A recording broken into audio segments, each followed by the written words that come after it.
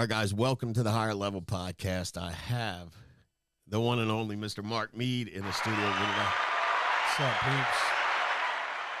Wow, that was loud. How you doing, buddy? I'm doing amazing, man. Fantastic. So happy to be here. This is such a great-looking office. Right? Great-looking podcast room. This is amazing, man. Thanks. Remember our first office? Yeah. There's a laugh. Yeah, I wasn't ready for you to ask me that. But I do, man. You had one of the first offices at an FFL. Dude, Sean came in. We rented a hotel room. He's like, I can't do this every month. You need to get an office. I was like, done. That had wallpaper. I remember we leased the office as is, and I was in there till like 3 in the morning for like 4 days straight because we were having a meeting that Wednesday, whenever we had a meeting. I totally remember that. I was stripping wallpaper, painting. I'm like, this sucks. But it all worked out. 2 offices and a bullpen. Oh, my gosh. It was, yeah, right? That's it. That's all it was. Small space. Whatever it takes. That's right. Whatever it takes. So let me read through some of these numbers, and then we'll get to Marc. Actually, I'm just going to read through issue paid week 3. That way we give more time to you. All right. Let's see. Anybody on track to hit gold will go. Roger Garrett, 15,711. Adam Ellis, 15,988. Bradley Murphy, 17,288. Tom Kalizak, 17,417. Eugene Marshall, 17,653. Edwin Delgado, 18,374. Austin Smith, 19,419. Kristen Salice, 21,373. Ryan Urbanski, 21,813. Justin Marsh, 25,403. Scott Simmons, 26,846. Josh Force, 29,443. Ron McCormick, $31,776. Julian Dickinson, $35,167. There's a little bit of space in between 2 and 1. Number 1 spot, Tom Simonek, $131,735. Put a coin there. There are a lot of agents that don't do that in a year. It's 3 weeks into November. Let's go team-wise. Everybody over 100,000. FFL Unity, 102,364. Honor and Valor, 152 and $8. Pursuit of Happiness, $170,061. FFL Dream Team, 201,589. Peak Finance, $255,010. FFL Fury, $301,142. FFL Entourage, $490,495. FFL Allegiance, $608,397 so far for the week of November. Boom. Boom.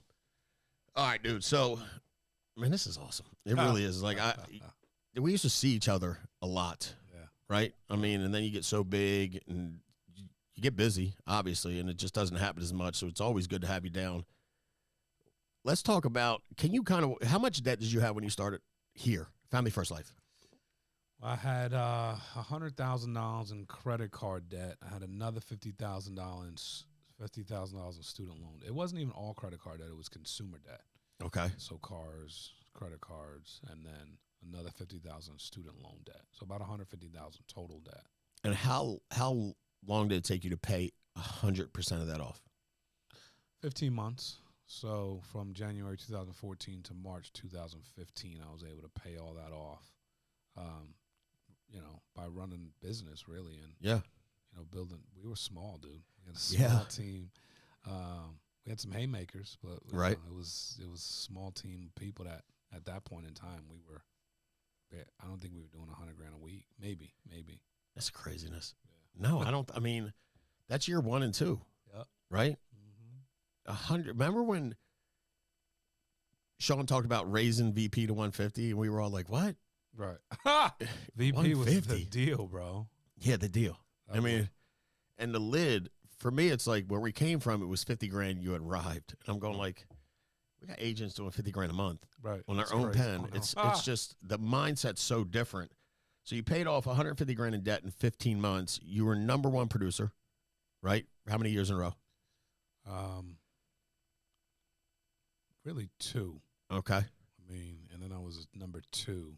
Right. 2 years in a row. Okay. Let's not even get into that. Yeah, okay. I got you. I ain't mad at you. It's all good. But you breed number one producers. You got Millie. No, not Millie. Yeah, was Millie number one? Yeah, she was 1 year. She was 1 year. 2017. JP. He's a beast. Steve Giordano. Savage. Mendenhall. Yeah. Was number one. Yep, that was 2016. So you got 4. Yeah. I mean, we've been around for 8 years, and you were 2. So that's. I never looked at it that way. So you've out of the 6 out of the 8 years, you were somebody. I never looked at it that way. That's all we talk about. You breed top producers. No, it's not. It's obviously not by chance. So can you talk a little bit about what you do, what your mindset is, what your expectations are, and what you're looking for when you hire people? Because you hire good ones. Yeah, I think it's changed through the years. I think at that time, 14, 15, 16, 17, and even 18, we definitely looked to breed top producers. Like there was a time where I was like, all right, dude, we do this really well. We have to produce agency leaders or we're going to keep getting lapped. Because you can only, like, the thing about a top producer is they don't focus as much on agency building. This is true. You know what I'm saying? But the keys to building a top producer or a top producing agency is mindset. And one of the things we were crazy about was just making sure that you did your numbers every week, no matter what, hook or crook. You dialed till you were done, and you always ran through your last appointment. You didn't, sell $6,000 by 2:00 and tap out of the field. Right. So that became a mindset. That became an almost like an epidemic in our agency of like, all right, we're gonna push through the numbers. That's one thing that we just took great pride in those years, was just pushing through the numbers and having a lot of leads, like not being afraid to spend money on leads. Yeah. Once I realized that was like the thing, I was like, all right, we just have to over-index on this. We over-index on leads. The leads equal money. Yeah, but leads also equal work. This is true. Nobody buys leads and doesn't work. Right. That's Does that stupid. make sense? Yeah. Nobody does that. So getting people to understand, like getting leads on automatic and then understanding 30 appointments was the bar, 8 a.m. dials, it just became this attitude. Sure. Which we didn't, I don't know if we set that up. Maybe. I think we did intentionally set it up. Yeah. I didn't expect it to go where it went. Right. But I was just, you came in the office, man. You came in to dial, dude. You didn't come in to have pizza. Right. Or to have, chit chat. We came in to work. Sure. And I think, but as I got out of the field, it wasn't that easy to keep that going. No doubt. Forever, because I'm not the one. Not leading the charge anymore. I'm not the one on the phones, So it's been an interesting ride, man. Right. Ebbs, flows, seasons changing. It's been interesting. It's been great. There's always ups and downs, and that's what I don't think people talk about it enough. Some of the tough times that we've all been through, right? Because that's what builds your character. It's what educates you in the business, really. Because I remember talking to you 3 years ago after I had something big on, and you're trying to talk me off a ledge, and I'm raging.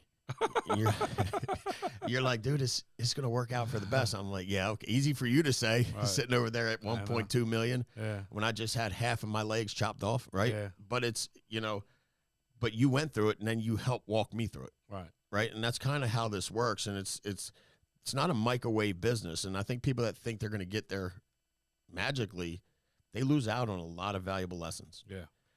I agree with that. I mean, it's funny you say that, right? Like, there's a lot of times when I'm looking at the situation and I'm talking to Sean and Mike, and it's like, it's easy for you to say in my head.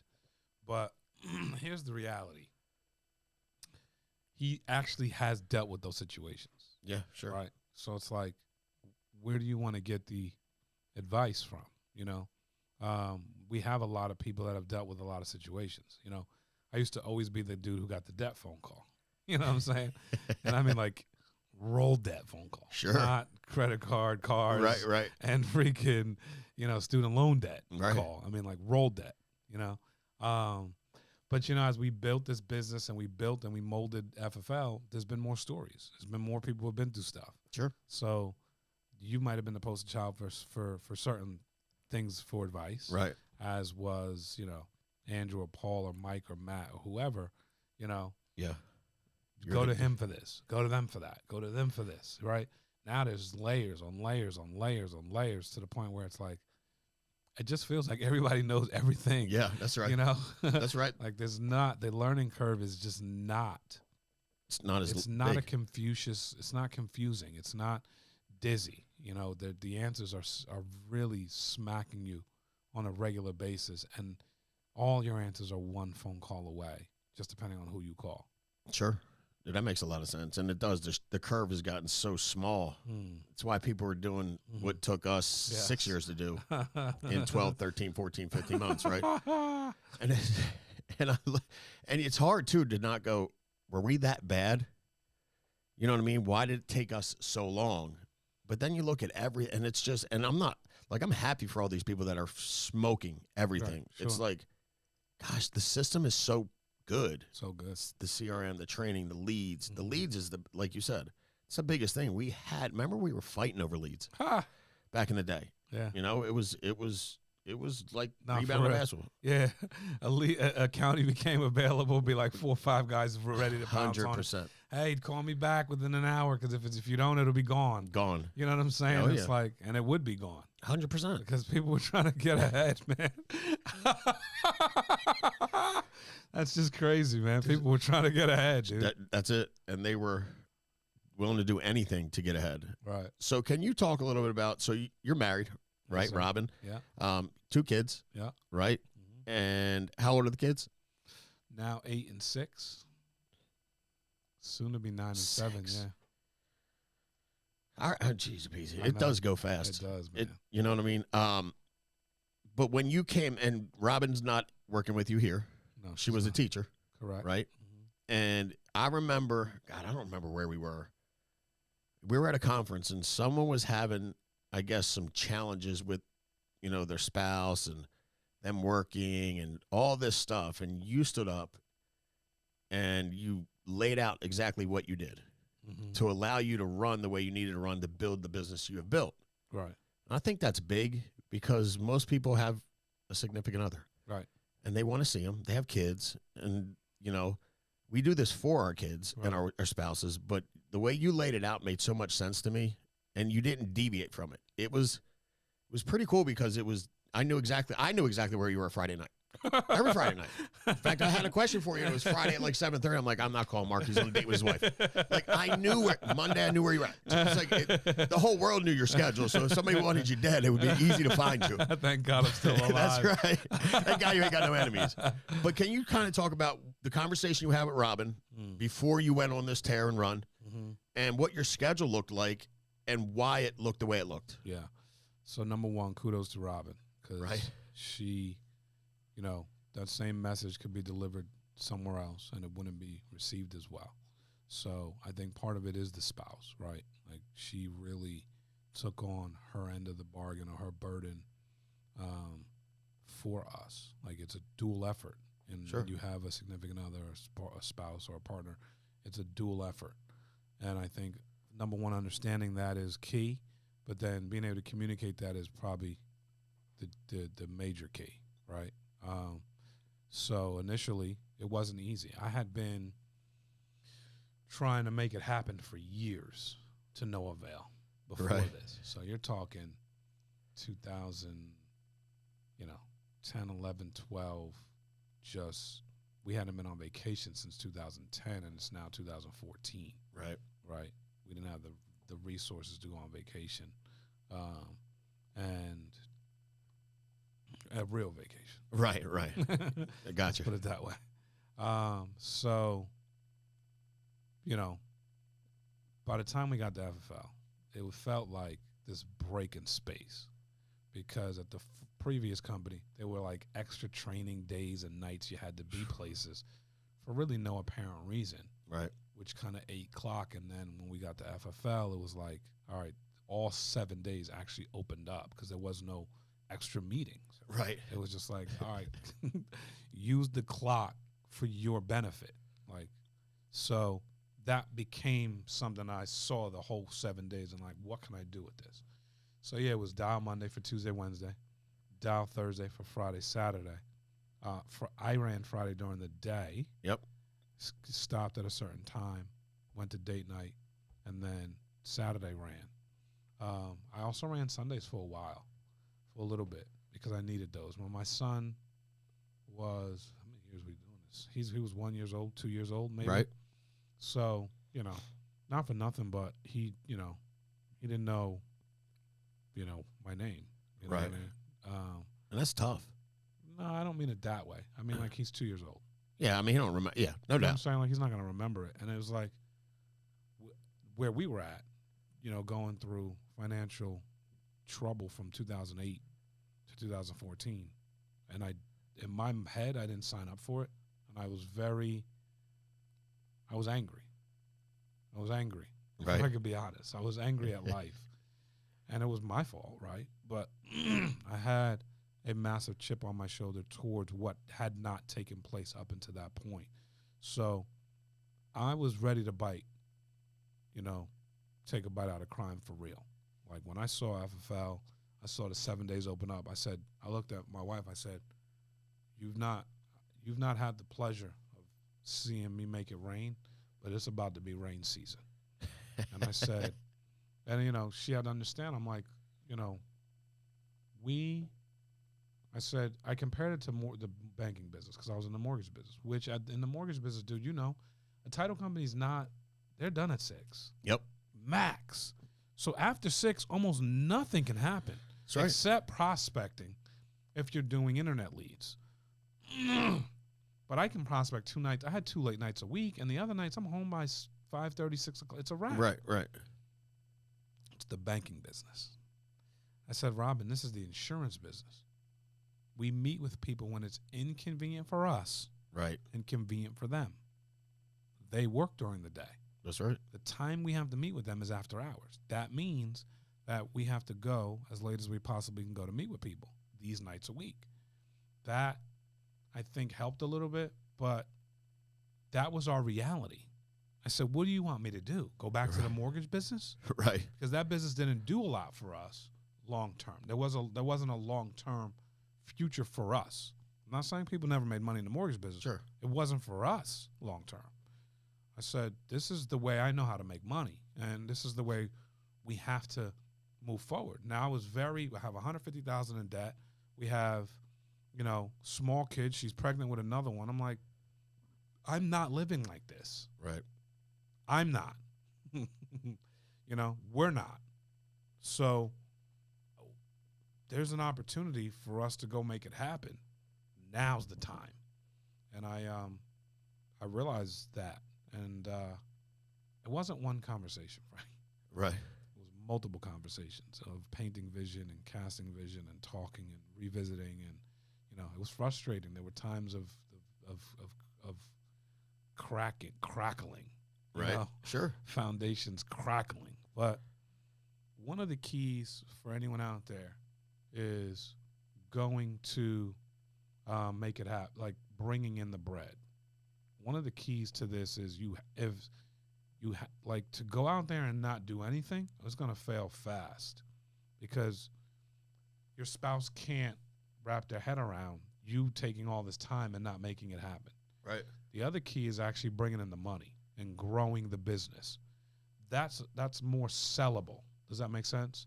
I have the opportunity to sell that a lot more on a regular basis to her when we're talking. And I can, here's where we're at.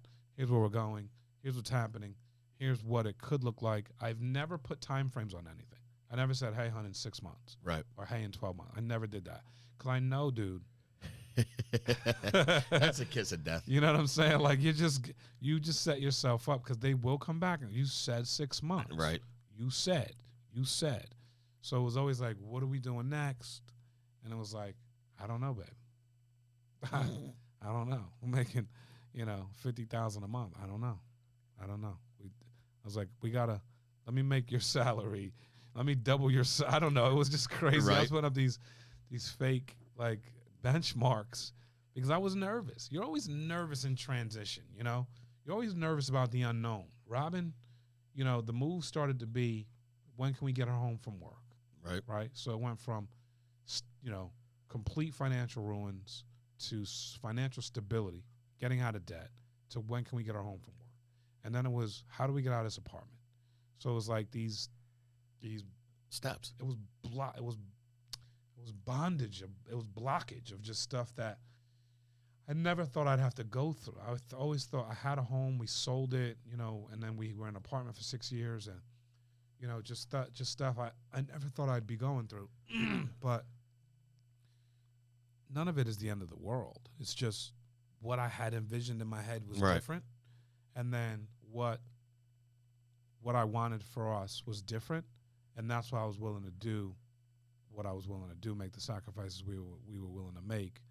And I always said, when my son is 5 years old, I want to be able to get out of the field. Sure enough, he turned 5 in February of 2018, and in March of 2018, I got out of the field.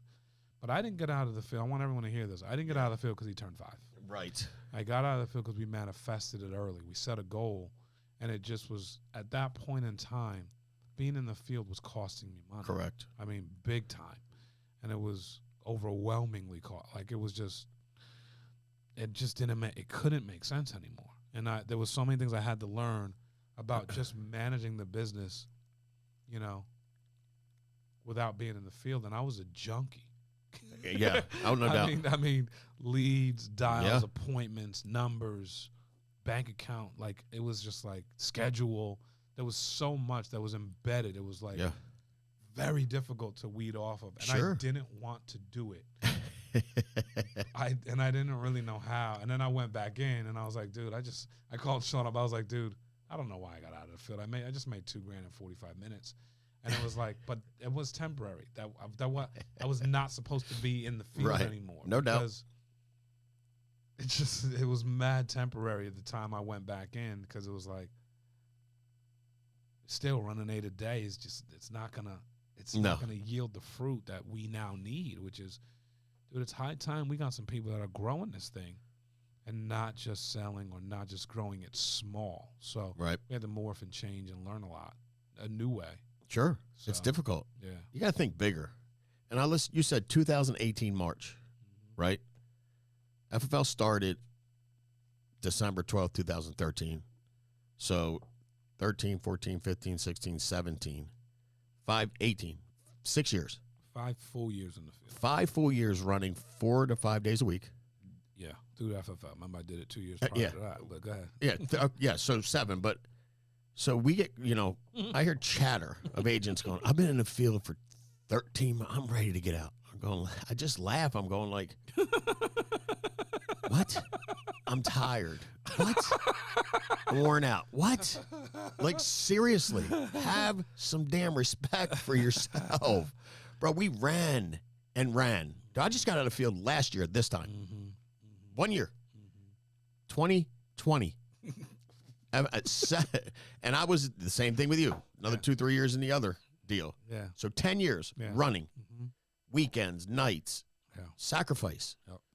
I mean, it blows my mind. But a couple things I think, so like the first thing is you were saying all this to Robin, but then you backed it up with action and results. I think a lot of times agents will say what they're going to do, and then it comes time to go to work, and it's like, maybe tomorrow. And then the bank account starts dwindling, and then the spouse goes nuts. Right. Do you blame them, right? I mean, it's like, do you blame her? Spouse goes nuts. You're not I don't know what you're doing, but you're if women or men, women, everybody just wants security, stability, right? Nobody likes to be broke. Nobody likes to have money problems. You didn't. I didn't expect to go through what we went through in the mortgage business in 2009. Expect to lose a house, move back into a, tiny, Sean used to call it was a townhouse. He used to call it an apartment. He would make fun of me. He's like, when are you going to move out of the apartment? I'm like, it's a townhouse. He's like, it's an apartment. Stop lying to yourself and your kids. I was dying. He's a trip. But nobody expects it to happen, but you go through stuff. Right. And how you respond is who you are, right? So fast forward, you're an integrity partner, right? Yes, sir. You're one of the first 5? Yeah, man. Absolutely. Yeah. Did you ever see anything like this coming? Never. Honestly, I was cool with running in it. I was looking to scale the agency year in and year out. Yeah. and like what could that mean for our growth. But I would have been doing that for years, for forever. I mean, that's a life, right? Right. I don't think there's anything wrong with that. We were doing very well, Yeah. but I didn't see this coming. I didn't know this existed. I didn't know this was a possibility. Right. Partnering with integrity, that's a different beast in its entirety, and definitely by far the best business decision I've ever made by a landslide. I mean, FFL was the best business decision I made up until that point. Sure. And then after that, integrity. So, can you talk a little bit about integrity? What it's done for you, your business, your family, your security, your mindset, your peace of mind, everything? Yeah, I think it's done quite a bit. Number one, the ability to have a bigger dream, to show people is huge. I think because a lot of people get, like you said, 13 months, I'm tired, right? Well, in the agency world, it's 3 years, I'm tired. 4 years, Right. I'm tired. It's what's next? It's like, remember when you were broke? No What I'm saying? Remember when you had nothing and you were happy? Remember when we used to pray that you'd be here right now? Now you're here and you're telling me what's next? Or I'm tired, or this or that, or what do I got to do to grow? It became a bigger dream to acquire, to achieve, to go after for everybody at Family First Life, which that's the integrity effect. That's the integrity factor. It's like the ability for people to be running at a much faster clip. The reason Family First Life went from 7 million 2 years ago to 42, 43 million today a month is because you had a whole bunch of grown adults become grown adults. Right. And start acting like grown business owners that could take more punches. And then you raised up new ones that were bigger and badder that would take more punches. Why? They could endure the gauntlet if they knew what the end was. That's right. But not knowing what the end was, it was just exasperation. Sure. So the integrity factor or integrity effect is, to me, it's a whole bunch of people running in the same direction, not being phased by chargebacks, roll up, this, that, and the third, as much as they would be without the end game, and without the ability to take a company and sell it, which releases the pressure because your employees now become integrity's employees. You still get to run it, which is great, and you're still you're a managing partner, but you get to operate the business and really use a lot more brain intellect, more brain power, and more financial power because they have more resources Sure. than I ever had and No doubt. ever will have. And that has been a true game changer. We grew 400% in a year and a half. That's crazy. It took us a year. Took us 7 years, six and a half years to get to a very stagnant 1.3 to 1.5 million. Right. And then we took it to 5.7 in 18 months. Yeah, that's mind blowing.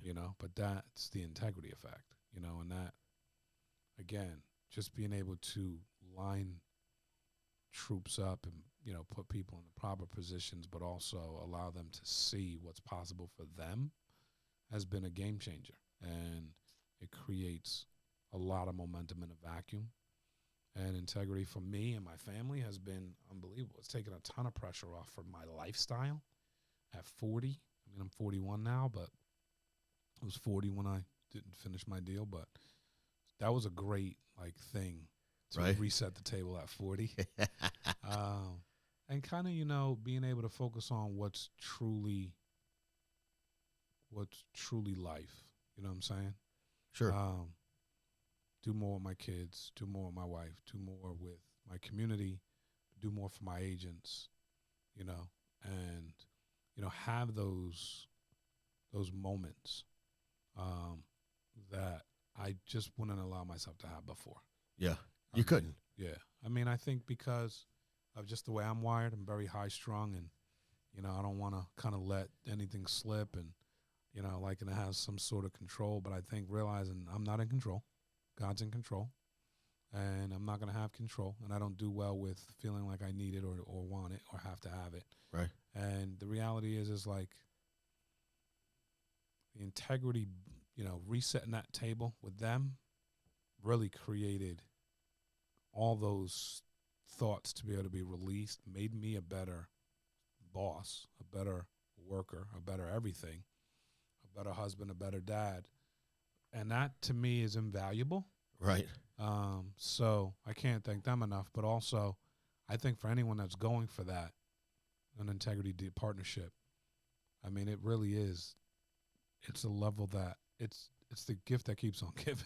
I mean, it's a level that it does so much. It does take care of finances, but the mental and spiritual side of it, which doesn't show up in the contract. Right. Right.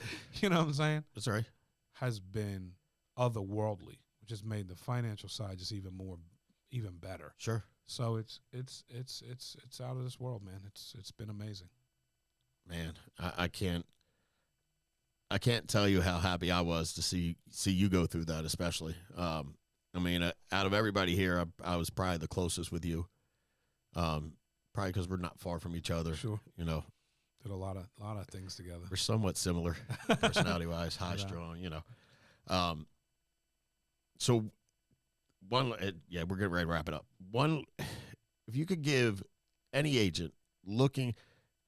Dude, you set the bar production-wise out the gate. Now it's like you were number one year one with, like, I don't know how much you did year one. 400 some change? It's 3 and change. 3 and change. Yeah, and you were number one. Yeah. You wouldn't be in the top 50 this year. Like, it's it's crazy, right? You might not be in the top 100. You might not be. Yeah. But it's still, and it was your final expense king. If anybody that's looking to do 3, 4, 500 grand, because easily if you went back out in the field, you do 8, 9, you probably do $1 million just to say you did it. What piece of advice would you give them? Probably not, by the way. Yeah, okay. But I think that, focusing on there's 3 keys to this. There's three keys to this. Number one, you have to be serious about your schedule. Number 2, you have to be serious about buying leads every week. There's 2 dial days. I want to have new leads both days. Brand new leads to me both days. Doesn't have to be a trillion leads every 2 days, but I need fresh ones in the batch so that I'm calling to fresh people. It keeps my mind right, keeps me, and then understanding that the in-home is an experiment until it's not. You're failing to get good. While you're failing and while it's an experiment, you're making money. But when you understand, when you get to the place where it's not an experiment and it's more of a science, and you know what to mix into those vials, those beakers, those beakers. That's right. Into those beakers, when you know what to mix, it's now science. You are now, it's a cash cow. It's a cash machine, and you're helping. The thing about this business is you're helping people. Like, I got tired of the mortgage business, Frankie, because I didn't feel like we were helping people. Agreed. I just felt like we were just making money on the backs of people. Agreed. But in this business, you really can't do that. Like, it's not set up that way. You have to meet the client where they're at, or they won't keep the policy. That's right. And you don't make money, which is great. So it's like, take care of the people, and you will take care of yourself. And so I would say you're gonna learn all the different types of people in the field. It's like driving. Everything was fine, well, and good when I was in driver's ed. Everything was all fine and good when I was in the shotgun watching someone drive. But when I got behind the wheel, then it became real, right? So that's all we're talking about right now is go see enough people. We always talk about you're going to get really good on your way to your first 100 sits. Everyone keeps screwing it up. They say, my first 100 appointments. It's not appointments, dude. Right. It's sits. Sitting down with families. 100 sits. Sit with 100 people. You will be an expert at making money in this business. You won't be an expert on life insurance because there's a lot of different things out there, but you will be an expert at making money in our business. And that, to me, if someone told me that 100 sits. That's it. I'd be like, how fast? That's right. Can I get through my 100 sits? So that's those are the components, and those won't change. No, I don't think so. I love that, dude. As always, man, I greatly appreciate you. I love you. You like a brother. My man. Love you too, bro. And thank you so much for coming down and sharing with us. Happy to do it anytime, man. Love you guys. All right, guys, until next week, make